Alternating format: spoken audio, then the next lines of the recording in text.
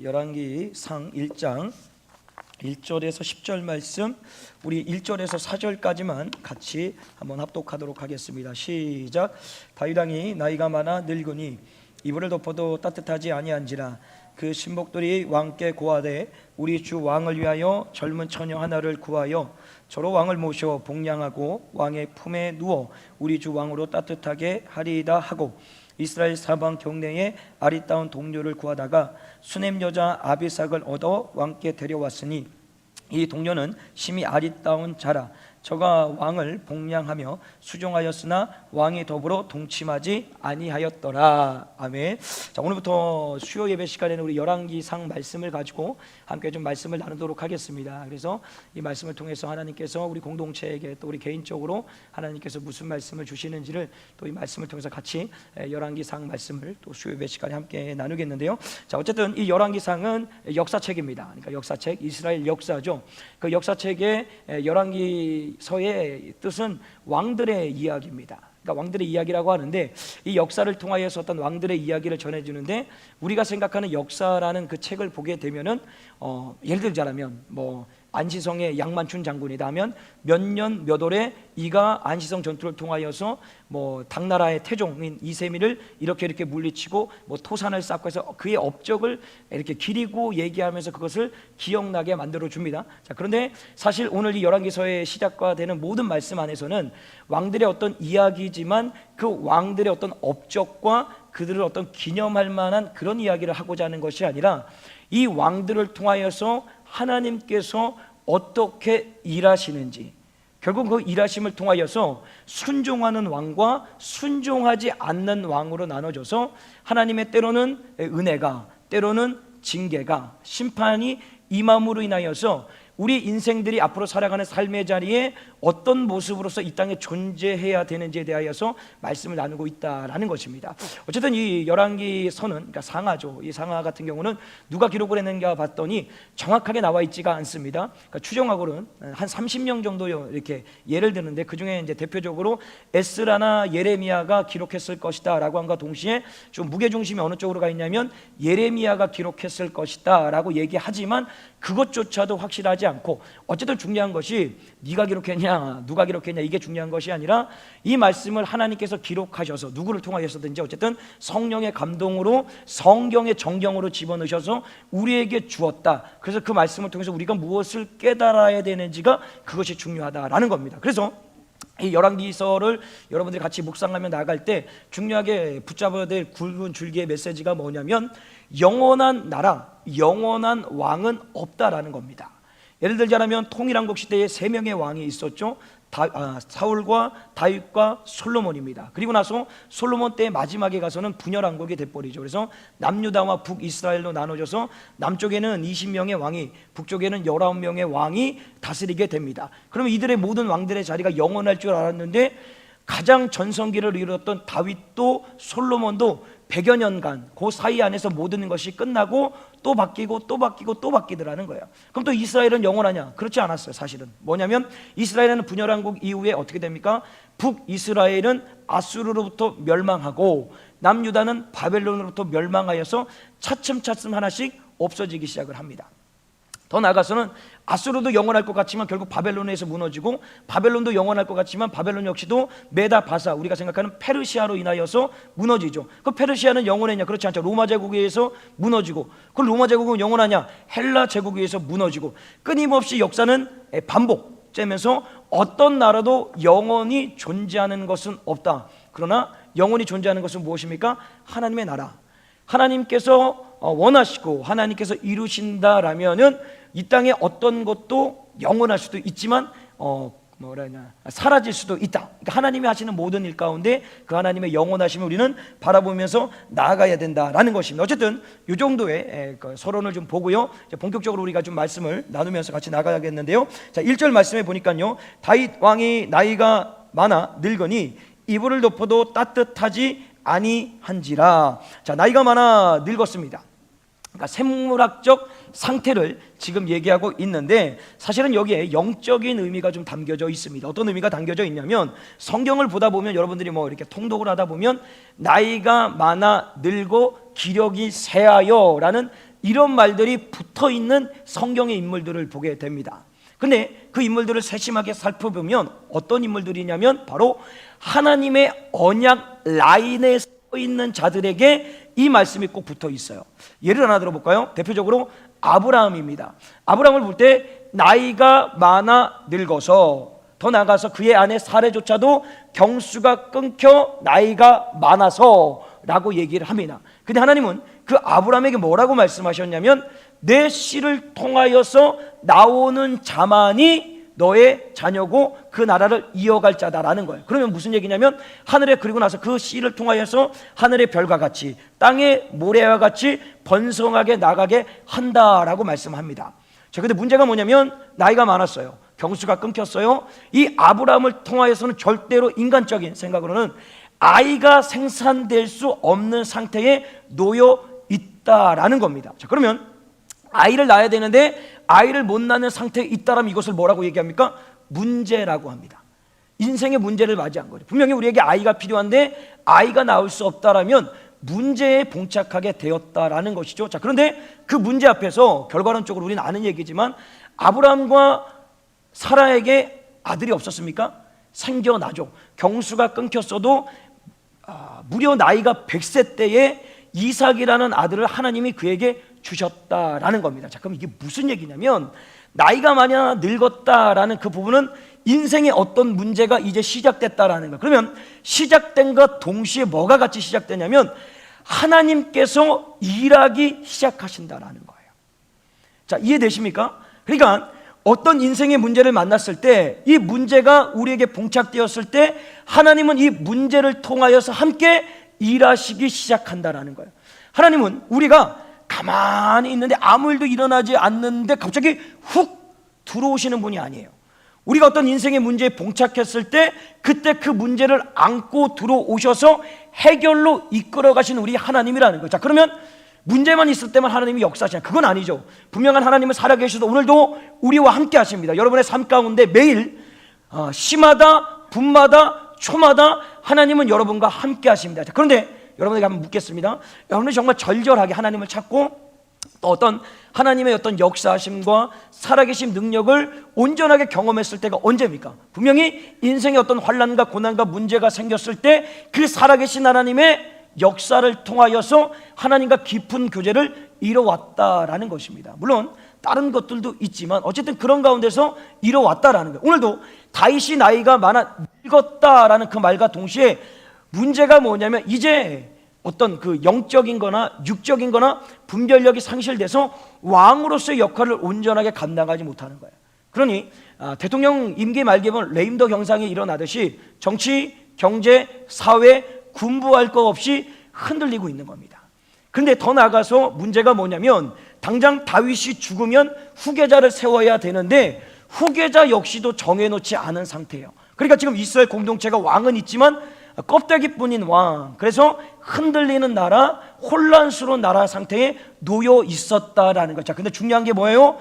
이때가 바로 하나님이 일하시는 시간이라는 거예요. 인생의 문제를 만났을 때 하나님은 어떻게 하십니까? 일하기 시작한다라는 거예요. 오늘 새벽에 마지막 줌에 시간이 좀 더 갔지만 제가 베드로 얘기를 말씀을 드리고 새벽 예배를 마무리를 했었습니다. 그 베드로 얘기 중에 좀 깊게 들어가면 사도행전 12장에 보면 베드로가 옥에 갇히는 일이 생깁니다. 그러니까 초대교회 교부죠. 말 그대로 리더가 감옥에 갇혀버립니다. 그러면 이 감옥에 갇혔다라는 그 의미가 뭐냐면 초대교회에 문제가 생겼다라는 거. 왜? 리더의 부재입니다. 앞에서 끌고 나가야 될 리더가 옥에 갇힘으로 인하여서 지금 초대교회는 혼란을 겪기 시작했다라는 거예요. 그러면 그 혼란과 동시에 어떤 일이 생기냐면 바로 하나님이 일하시기 시작합니다. 어떻게 일하시냐면 그 사도행전 12장 5절에 보면 그를 위하여 간절히 하나님께 빌더라라는 거예요. 그러니까 하나님이 어떻게 일해 가시냐면 공동체의 문제 앞에서 성도들이 하나님 앞에 엎드려 기도할 수 있도록 일하기 시작하시더라는 거예요. 사실 초대교회가 폭발적으로 부흥하면서 어느 정도 정점에 이르렀을 때 이들의 마음 가운데 생각 가운데 영적인 느슨함이 찾아온 거예요. 여유로움이 찾아온 거예요. 그러니 기도하던 삶들이 점점점 좀 약해져 가고 있었던 것이죠. 근데 하나님은 베드로 사도의 투옥을 기점으로 해서 다시금 공동체 기도의 불이 붙을 수 있도록 그들이 함께 모여 주님 앞에 기도하며 나아갑니다. 더 나아가서는 그 기도를 통해서 하나님께서 어떻게 일하기 시작하냐면 옥에 갇혀있는 베드로를 풀어내십니다. 하나님의 놀라운 역사를 통하여서 베드로는 원하지 않았지만 어쨌든 간에 어느 날 보니까 뛰어져 나와서 탈옥을 하게 된 거예요. 그래서 성도들이 모여있는 기도의 장소까지 오게 됩니다. 자, 무슨 얘기냐면 하나님께서 분명히 초대교회 문제가 발생을 합니다. 그 문제로서 그 초대교회가 무너져 내리는 것이 아니라 오히려 그 문제를 통하여서 하나님이 뭐예요? 일하기 시작하시더라는 거예요. 공동체에 약해진 기도의 불이 붙으시고 더 나아가서는 가장 큰 문제, 리더의 부재, 그 부재를 다시금 없애기 위하여서 그를 풀어서 데리고 오시더라. 이후에는 또 어떤 일이 생깁니까? 이제 베드로가 복귀한 이후에 그곳에 있는 모든 성도들이, 모든 성도는 아니죠, 꽤 많은 성도들이 흩어져 나갑니다. 어디로요? 세상으로 나가서 복음을 전하고요, 교회를 세우고요, 더 폭발적인 붕의 역사를 이뤄내게 된다라는 것입니다. 이것처럼 하나님은 우리의 삶 가운데 깊이 개입하셔서 이끌어 가시고 인도하는 가운데 가장 먼저 우리가 기억해야 될 것이 뭐냐면 여러분이 문제를 만났을 때 그 문제 때문에 좌절하고 절망하고 실망하는 것이 아니라 하나님이 지금 우리 가운데 일하시는 시간이구나 라는 것을 인식하고 뭐예요? 믿어야 된다라는 거예요. 그래서 그 문제 앞에 좌절하고 절망하는 것이 아니라 오늘도 그 하나님 앞에 엎드려서 나아갈 수 있는 인생이 돼야 된다라는 겁니다. 그럼에도 불구하고 인간인지라 연약한지라 분명히 문제 앞에서 하나님이 일하신다라는 것을 오늘 말씀을 듣는데도 불구하고 정작 내 현실 앞에 문제가 발생하면 정말로 하나님의 일하심을 먼저 바라보고 기대하는 것이 아니라 자꾸만 인간적인 생각을 한다는 거예요. 그래서 인간적인 방법을 찾아내죠. 바로 오늘 이 다윗이 나이가 많아 늙어서 지금 이스라엘 공동체 문제가 찾아왔을 때 분명히 하나님이 일하시는 시간인데 이 이스라엘 공동체에 있는 신하들이 인간적인 방법을 찾아 나갑니다. 그것이 오늘 2절 말씀인데 우리 2절 말씀 같이 한번 읽어볼까요? 시작.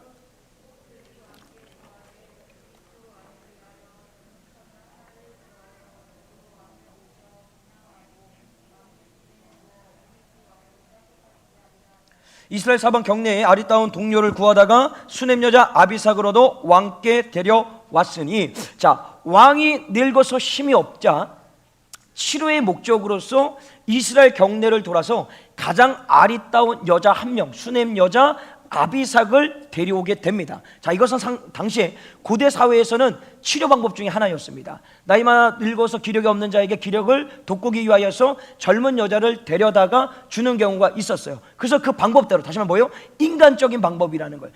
인간적인 방법으로서 지금의 찾아온 현실의 문제를 해결하고자 하는 신하들의 모습이 보여집니다. 어쨌든 그래서 그 수넴 여인을 데리고 오게 되는데, 당시 이스라엘 사회에서 수넴이라는 그 동네는 어떤 동네냐면 가장 미인들이 많이 거주하는, 그러니까 존재하는 그런 땅이었어요. 자, 그렇다면 여러분에게 한번 질문하겠습니다.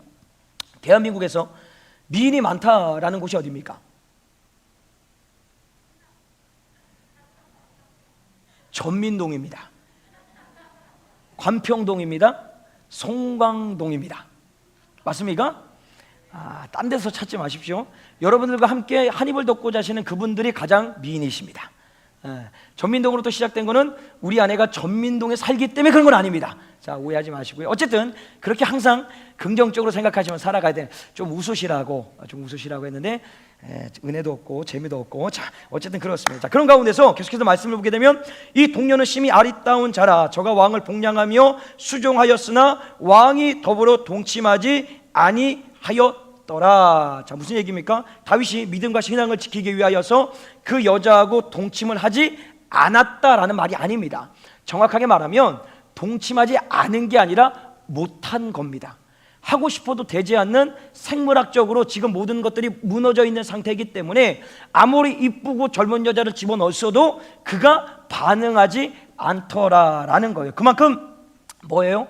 이 상태가 지금 다윗의 상태가 좋지 못하다는 것을 보여주고 있고요. 더 나아가서는 우리가 여기서 하나 주목해야 될 것이 이겁니다. 자, 어쨌든 우리가 2절부터 4절까지 말씀에 보게 되면 이 다윗에게 찾아온 문제를 해결하기 위해서 신하들이 나름대로 고안을 한 게 뭐예요? 젊은 여자를 집어넣어서 그의 기력을 돋궈야 되겠다라는 생각을 했던 겁니다. 자, 그럼 이게 무슨 얘기냐면 이런 거죠. 분명히 하나님은 우리 믿음의 사람들에게 문제를 만나게 되면 그 문제와 함께 일하신다라고 약속을 하셨던 거예요. 근데 사실은 그 약속 안으로 온전하게 들어가지 못하는 이유가 뭐냐면 조급한 거예요. 빨리 해결되고 싶은 거예요. 인내심의 한계를 느끼는 거죠. 그러면서 자꾸만 우리가 생각하는 것이 뭐냐면 이거죠. 예를 들자면 어떤 일이 있을 때 그 분야에 내가 아는 사람이 있다라면, 내가 이 자리만큼 있었더라면, 또 내가 이만한 물질이 있었더라면, 오늘 말하는 수넴 여자 아비삭이라는 그 여인을 통해서 다윗을 회복시키려고 하듯이 하나님이 아닌 다른 어떤 도구를 사용해서, 어떤 사람을 사용해서 그 문제를 해결하고자 하는 마음들이 우리 안에 찾아온다라는 거예요. 그냥 뭐 싫으시겠지만 제가 군대 얘기를 또 좀 한번 해드리겠습니다. 제가 이제 처음에 이제 모든 훈련이 딱 끝나고 자대 배치를 받아야 돼서 어디로 가냐면 원주에 일군 사령부가 있습니다. 그로 딱 들어가가지고 동기 저하고 한 명 더 있었는데 2명이 들어갔어요. 들어가서 이제 거기서 이제 전방으로 이제 배치를 받아야 되는데 기다리고 있는 가운데 정보가 왔어요. 어떤 정보가 왔냐면 우리가 갈 수 있는 곳이 3곳입니다. 어디냐면 지역이 춘천, 강릉, 인제입니다.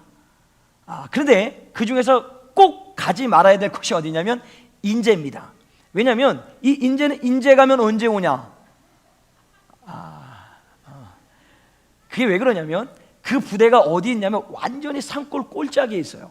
그래서 앞을 봐도 뒤를 봐도 좌우를 봐도 산밖에 없고 정말로 스님들이 돌을 닦으러 산속에 들어가는 경우가 있지 않습니까? 물론 지금은 다 내려와 계시지만 자, 산에 들어가서 말 그대로 세상과 단절한 삶을 살아야 됩니다. 그러니 거기 누가 가고 싶겠습니까? 가기 싫은 거예요. 그러니 저 또한도 거기에 가기 싫으니까 야, 강릉만이라도 가면 좋겠다라는 마음이 있는 거예요. 근데 순간적으로 그때 생각난 게 뭐냐면 예전에 저희 아버님이 한번 얘기하셨던 것 같은데 그 일군 사령부에 군종 되시는 목사님 꽤 계급이 높습니다. 사령부에 계시는 분은 꽤 계급이 높아요. 한 중령 대령 뭐 그 정도 된 것 같은데 제가 아직 기억은 나는데 아신다라고 했다라는 소식이 제가 기억이 딱 난 거예요. 그 순간적으로 제 마음 가운데 그분의 연주를 타서 인제만이라도 빼서 강릉이든 춘천이든 가야 되겠다라는 인간적인 생각이 제 안에 들어온 거예요. 그런데 아버지한테 연락할 길이 없는 거예요. 자, 그분이 안 했어요. 그래서 어떻게 했냐? 어쩔 수 없다. 하나님 앞에 기도하자. 하나님 앞에 기도하냐? 하나님 어떻게 하면 좋겠습니까? 인제 가면 언제 오나? 그 인제는 절대 가면 안 되겠는데 강릉만이라도 갈 수 있도록 역사하여 주시옵소서라고 기도했어요. 다음 날 이제 부대 배치를 받으려고 이제 컴퓨터로 뺑뺑이를 돌리는데 가가지고 기다리는데 2명이에요. 2명 가지고 3곳을 돌리려고 하는데 딱 들어갔더니 이 뺑뺑이 돌리시는 분이 하는 얘기가 뭐냐면 너희들 참 운 좋다라고 얘기를 하는 거예요. 왜 그러냐 했더니 인제라는 그 부대는 아예 빠져버린 거예요. 그러니까 돌려봤자 인제는 없고 춘천하고 강릉만 선택하면 되는 거예요. 그때 2명 있으니까 이분이 야 그럼 뺑뺑이 돌리지 말고 둘이 결정해서 한 명은 춘천 한 명 강릉 가라라고 얘기를 하는 거예요. 근데 순간 제 안에 또 욕심이 찾아온 거예요. 강릉만이라도 가면 좋겠는데 라고 했던데 춘천을 가고 싶은 거예요. 왜냐면 춘천이 좋으니까 환경도 좋고 부대도 좋고 하니까 그 마음께 찾아오니까 서로 이제 눈치를 보기 시작을 하는 거죠. 눈치를 보게 돼요. 근데 결과적으로 어쨌든 뺑뺑이를 돌렸는데 하나님께서 은혜 베풀어 주셔서 저를 춘천으로 보내주셨어요. 그래서 얼마나 편한 건 아니고 가서 열심히 하여튼 군부사의 생활을 한 겁니다. 자, 무슨 얘기냐면 끊임없이 우리의 삶 가운데 어떤 문제, 위기에 봉착했을 때 하나님은 분명히 그 문제 앞에서 일하기 시작하신다라고 우리에게 약속을 주시지만 그 약속을 신뢰한다라고 생각하지만 오늘도 자꾸만 세상적인 방법, 인간적인 방법을 찾아서 이 일을 그렇게 해결하고자 하는 마음들이 우리 안에 찾아온다라는 거예요. 하나님은 그것을 원하시지 않습니다. 끊임없이 그 문제 앞에서 우리는 하나님을 찾고 그 문제를 해결하시고 일하실 분은 여호와 하나님이라는 것을 고백함과 동시에 그분께 집중하고 그분만을 바라보기를 주님께서 원하신다라는 거예요. 근데 오늘 이 이스라엘 공동체가 어떻게 합니까? 결국에는 그 인간적인 방법으로서 그 모든 것을 해결하려고 했을 때 결국에는 더 큰 문제를 만나게 됩니다. 그것이 오늘 5절 말씀의 내용인데 자, 5절 말씀 같이 한번 읽어볼까요? 5절 말씀 시작.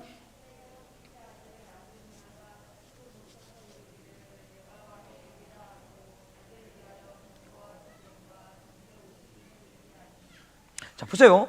결국은 이 다윗을 건강을 회복시켜서 나라를 안정되게 만들려 하는 어떤 그 의도 속에 인간적인 방법이 들어가니 더 큰 문제가 발생합니다. 누가 일어납니까? 아도니아, 다윗의 넷째 아들이 일어나 스스로 왕이 되려고 하고 있다라는 것입니다. 앞서서 큰아들 암논은 누구에 의해서 죽었습니까? 압살롬에 의하여서 죽었습니다. 셋째 아들 압살롬 역시도 쿠데타로 인하여서 죽었어요. 그 둘째는 어디 갔습니까? 길르압. 이 둘째는 성경에 어디에 기록이 없기 때문에 아마도 이미 죽어 있는 게 아닐까라는 추측을 합니다. 왜냐하면 넷째가 지금 일어났다는 것은 위에 형들이 없음으로 인하여서 지금 넷째가 일어났기 때문에 아마 길르압 역시도 지금 죽어 있다라는 것으로 추정할 수가 있습니다. 어쨌든 그런 가운데서 이 아도니아가 일어납니다. 이 아도니아는 똑똑합니다. 정치적으로도 좀 해박하고요, 어떤 시대를 분별할 줄 아는 인생이었어요. 그래서 오늘 말씀처럼 자기의 병거, 기병, 군사, 다시 말하면 이미 사병을 준비하여서 왕이 될 준비를 하고 있었던 것이요. 왜냐하면 당시 이스라엘 공동체의 왕이 되기 위해서는 두 가지를 정복해야 됩니다. 다시 말하면 두 가지를 어떻게 해야 되냐면 장악을 해야 되는 거예요. 그것이 군사, 두 번째가 종교입니다. 그래서 첫 번째로 군사는 어떻게 하면 장악을 해버린 거예요. 그리고 나중에 가서 9절쯤에 가보게 되면은 7절쯤에 가보게 되면 종교까지도 이 사람이 장악을 해가서 결국은 왕이 될 수 있는 모든 것들을 준비하게 됩니다. 근데 어쨌든 중요한 것은 뭐냐면 이 아도니아가 스스로 일어났다는 그 자체는 하나님이 원하시는 것이 아닙니다. 이미 사무엘하 7장에서는 하나님께서 나단 선지자를 통하여서 이스라엘 다윗 다음에 왕 될 사람을 예정해 놓으셨어요. 그게 누굽니까? 솔로몬입니다. 그래서 솔로몬을 통하여서 다음 후계자가 될 것이고 더 나아가서 그를 통하여서 하나님의 성전을 건축하게 된다라고 약속을 주셨습니다. 그럼에도 불구하고 지금 누가 일어납니까? 아도니아. 결국에는 이 지금 얘기가 어느 쪽으로 흘러가게 되냐면 또다시 다윗 집안의 형제 간의 혈육이 벌어질 것 같은 징조가 보여집니다. 결국에는 솔로몬에 대해서 아도니아가 나중에 결론적으로 어떻게 됩니까? 죽게 되죠. 자, 어쨌든 그런 가운데서 이 아도니아가 6절에 보니까요, 저는 압살롬의 다음 난 자요 채용이 심히 준수한 자라 그 부친이 내게 어찌하여 그리하였느냐 하는 말도 한 번도 저를 섭섭하게 한 일이 없었더라 라고 얘기를 합니다. 외모가 준수합니다. 압살롬이 왕이 되고자 할 때 그 외모도 준수했습니다. 그랬더니 이 얘기가 무슨 얘기냐면 사람들이 모이기 시작했다라는 거예요. 끊임없이 사람은 눈에 보기 좋은 것, 듣기 좋은 곳에 몰려듭니다. 세상이 사는 방법이죠. 동일하게 오늘 이 아도니아의 모습을 보니까 와! 왕이 될 만하다! 라고 하고 사람들이 모여들기 시작합니다. 근데 그를 또 뭐라고 얘기합니까? 다윗이 그 부친이 내가 어찌하여 그리하였느냐 하는 말로 한 번도 저를 하게 한 일이 없다. 그러니까 평생을 살면서 다윗의 아들로 자라면서 다윗에게 책망을 들어본 적이 없는 거예요. 오, 퍼펙트, 완벽하게 삶을 살았다라고 볼 수 있는데 그게 아닙니다. 정확한 이 말씀의 의미는 뭐냐면 보세요. 암논이 자신의 누이죠 디나가 아니죠. 디나는 저기 아들인데 야곱의 딸인데 갑자기 이름이 다말 그죠? 다말이죠. 다말을 범했을 때도 침묵을 합니다. 압살롬이 암논을 죽였을 때도 침묵을 합니다. 물론 너 왜 그랬냐 이런 말 했을 수 있지만 거기에 대해서 확실한 죄와 죄에 대해서 벌 내리지 않습니다. 그냥 방치해 두는 거죠. 그냥 방종해 버린 거예요. 내버려 두는 거예요. 그렇다니까 그런 것처럼 오늘도 이 아도니아가 평생을 살아면서 한 번도 잘못한 일이 없냐? 있었겠죠. 그러나 다윗은 자녀 교육에 대하여서 관심이 없었던 거예요. 그래서 그에게 어떤 말도 하지 않다 보니 결국에는 이 아도니아조차도 자기 스스로 일어나 뭐가 됩니까? 왕이 되고자 했다라는 것입니다. 자녀의 모든 삶의 방향은 하나님께서 이끌어 가시지만 그 바른 방향을 가기 위하여서는 우리 부모들의 교육이 필요합니다. 그 교육이라는 것이 뭐냐면 믿음의 사람은 성경적 가치관을 가지고 자녀를 길러내야 됩니다. 그래야지만 그가 평생에 하나님을 떠나지 않고 그 스스로 뭔가 하나님보다 앞서는 생각, 하나님보다 자기가 낫다라는 생각을 갖지 않고 이 땅에서 온전하게 살아갈 수가 있다라는 것이죠. 그런 가운데서 이제 8절에 7절의 말씀에 보게 되면 아까 뭐라고 했습니까? 군대를 장악했습니다. 그리고 7절에 아도니아가 수리아의 아들 요압과 제사장 아비아달과 모의하니 저희가 쫓아도니라. 여기 제사장 아비아달이 나오죠. 이 아비아달은 다윗의 신복입니다. 압살롬이 쿠데타를 일으켰을 때도 끝까지 다윗 곁을 지켰던, 다윗을 도와줬던 아비아달인 거예요. 근데 이 자가 지금 어디에 붙었습니까? 아도니아에게 붙은 거예요. 그래서 종교까지도 이 지금 아도니아가 다 장악을 하게 됩니다. 그런 가운데서 8절에 보니까요 이런 말씀이 있어요. 우리 8절 같이 한번 읽어볼까요? 시작.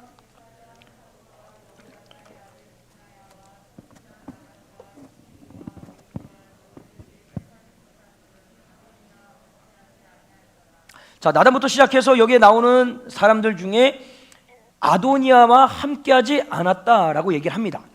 그렇다면 이들이 함께하지 않은 이유가 어떤 신이 의리 때문에 아도니아하고 함께하지 않은 것일까요? 아니면 하고 싶었는데 못한 것일까요? 이걸 좀 정확히 좀 우리가 짚고 넘어가야 됩니다. 사실은 안 한 게 아니라 못한 쪽이 더 큽니다. 왜냐하면 그 다음부터 말씀을 읽어보게 되면 9절에 아도니아가 에르로겔 근방 소엘라 돌 곁에서 양과 소와 살찐 송아지를 잡고 왕자 곧 자기의 모든 동생과 왕의 신복 유다 모든 사람을 다 청하였으나, 자 뭐예요? 이제 자기가 왕이 됐다라고 선언하고 선포하고 동시에 잔치를 벌이는 거예요. 근데 그런 가운데서 10절 선지자 나단과 브나야와 용사들과 자기 동생 솔로몬은 청하지 아니하였더라. 잔치는 벌렸는데 잔치의 초대장을 받지 못한 사람은 그 잔치에 갈 수가 없는 거예요.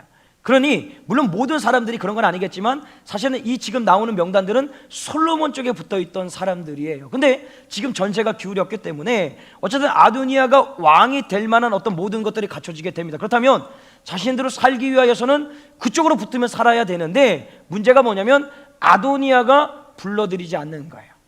자기의 측근 필요한 사람들, 솔로몬과 가까이 있었던 사람들은 어떻게 합니까? 배제를 시켜버립니다.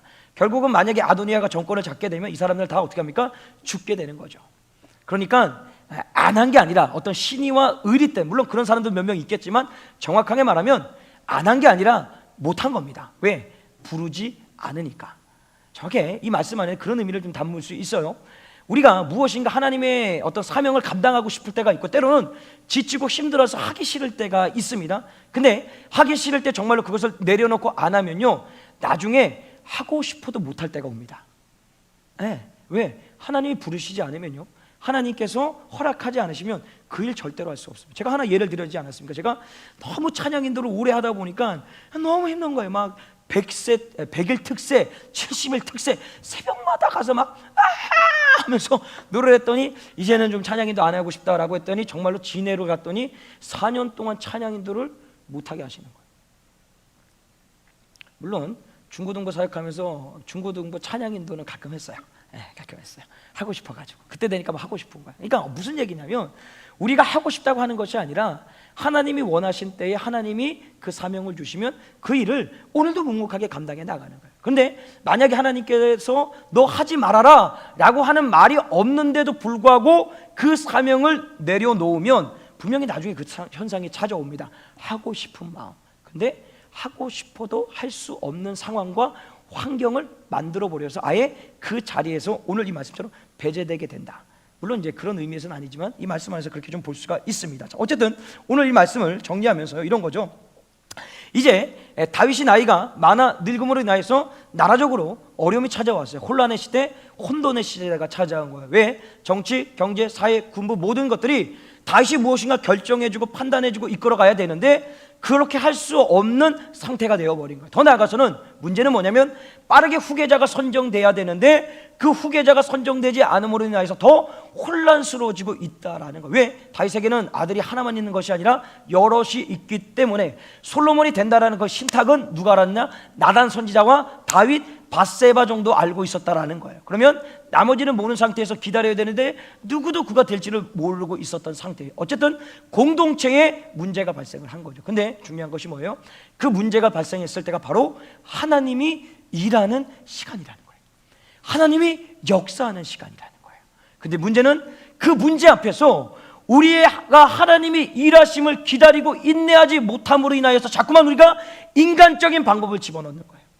인간적인 생각과 방법과 이 사람한테 도움을 얻으면 좀 빨리 될 수 있겠지, 저 사람한테 얘기하면 잘 되겠지, 이 정도 물질이 있으면 잘 되겠지, 내가 이런 능력을 가지고 있었다면 이렇게 잘 되겠지, 끊임없이 인간적인 생각과 방법을 집어넣어서 그 문제를 해결하려고 합니다. 근데 문제가 뭐냐면 그렇게 해결하려고 달려들기 시작하면 더 큰 문제, 갑작스럽게 아도니아가 왕이 돼서 일어남으로 인하여 더 큰 혼란, 결국은 뭐예요? 나라적인 내란이 일어나게 된다라는 거예요. 그런 것처럼 우리 어떤 인생의 문제를 만났을 때 물론 그 문제가 힘들죠, 어렵죠, 괴롭죠, 고난스럽죠. 그럼에도 불구하고 우리 믿음의 사람들에게 있어서 절대 잊지 말아야 될 것이 무엇이냐면 그때가 하나님이 일하시는 시간이라는 거예요. 그래서 그 하나님의 역사를 볼 수 있도록 오늘도 겸손하게 주님 앞에 무릎 꿇어 엎드려 나아갈 때 하나님은 일하시고 문제를 해결하시고 고난에서 벗어나게 하시고 슬픔을 기쁨으로 바꾸셔서 제 대신 화관으로 우리 가운데 은혜를 베풀어 주심으로 인하여 이 세상이 줄 수 없는 평안과 이 세상이 줄 수 없는 기쁨으로써 우리의 삶을 이끌어 가신다라는 것입니다. 오늘도 이 말씀 앞에 이 평생 주님만을 바라보시고 어떤 문제 앞에서 주님의 일하심을 믿고 그분만을 의지하며 살아가시길 주님의 이름으로 간절히 축원합니다. 우리 같이 한번 말씀을 생각하시면서 같이 한번 찬양하겠습니다.